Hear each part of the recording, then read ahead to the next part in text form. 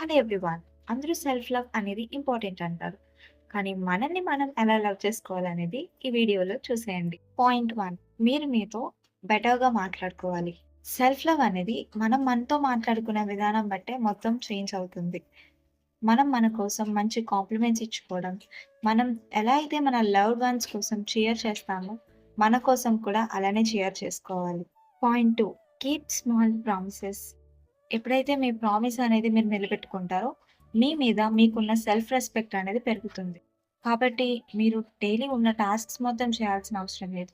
ఏదైతే చేస్తామని మీతో మీరు చెప్పుకుంటారో, అవి చేస్తే సరిపోతుంది. Point 3, protect your space. మీ చుట్టూ ఉండే నెగెటివ్ పీపుల్ కానీ, లేకపోతే ఎవరైతే మీ ఎనర్జీని డ్రైన్ చేస్తారో, వాళ్ళ నుంచి కొంచెం దూరంగా ఉండండి. మీ స్పేస్‌ని, మీ బౌండరీస్‌ని మీరు ఖచ్చితంగా సెట్ చేసుకోండి. మీరు ఎప్పటివరకైతే మిమ్మల్ని మీరు లవ్ చేసుకోవడం, రెస్పెక్ట్ చేసుకోవడం స్టార్ట్ చేయరో, అప్పటి వరకు కూడా మీరు ఏ ఒక్కరి దగ్గర నుంచి ఎక్స్‌పెక్ట్ చేయాల్సిన అవసరమే లేదు. బై ద వే, ఈరోజు నా day 12 of my 50 day challenge and నా మార్నింగ్ అనేది 7కి స్టార్ట్ అయింది. Thank you for watching. By by.